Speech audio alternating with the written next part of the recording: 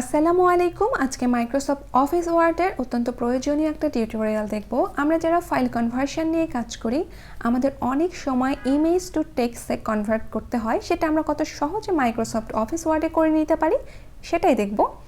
এর জন্য প্রথমে আমি গুগলে যাচ্ছি।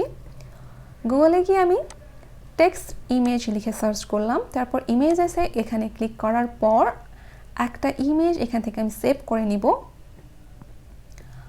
আমি এই ইমেজটা সিলেক্ট করার পর ওপেন করে নিয়ে এর উপরে কার্সারটা রেখে মাউসের রাইট বাটন ক্লিক করে সেভ ইমেজ অ্যাসে ক্লিক করলাম। তারপর এটাকে আমি সেভ করে নিলাম। এখন অফিস ওয়ার্ডটা ওপেন করে নিচ্ছি।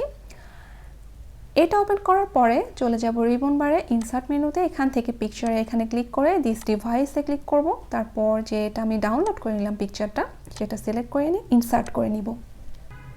এখন এই ইমেজটার লেআউট অপশনসে গিয়ে তারপর এটাকে ইন ফন্ট অফ টেক্সট এটা সিলেক্ট করে দেওয়ার পর এইটাকে আমি একটু টেনে বড় করে দিচ্ছি।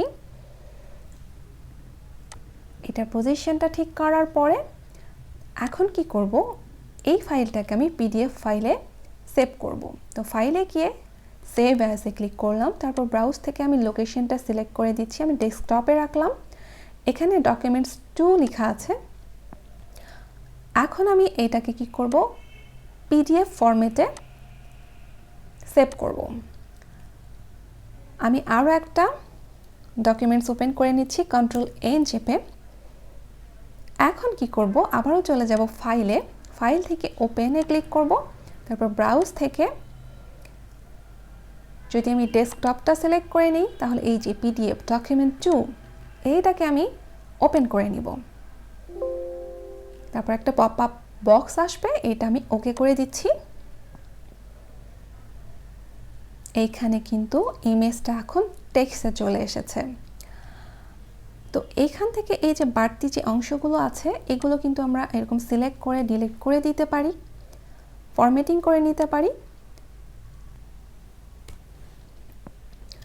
এখান থেকে এই যে হেডিংটা আছে এটাকে আমরা সিলেক্ট করে নিয়ে এটাকে বোল্ড করে দিতে পারি, এটা সাইজটাকে বড় করে নিতে পারি, এটাকে মিডল অ্যালাইনমেন্টে রাখতে পারি। এছাড়া আমরা এই যে টেক্সটগুলোকে একটু নিচে নামিয়ে নিয়ে তারপর এর প্রথম যে লেটারটা এটা আমরা ক্যাপিটাল লেটার করে দিলাম। এই প্যারাগ্রাফের পরে একটু গ্যাপ দিয়ে দিলাম। এখন যদি আমরা চাই এই টেক্সটগুলোকে সিলেক্ট করে নিয়ে এটা সাইজটা বড় করে দিতে পারি। তো আমি এখান থেকে 20 রাখলাম।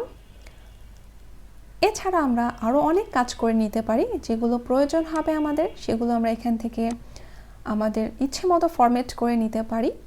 তো দেখলেন তো কত সহজে আমরা যে কোনো টেক্সট ইমেজ টেক্সটে কনভার্ট করে নিতে পারি। তো আজকের এই টিউটোরিয়ালটা আপনাদের কেমন লাগলো সেটা কিন্তু আমাকে অবশ্যই কমেন্টে জানাবেন। আজকে এখানেই শেষ করছি। আল্লাহ হাফেজ।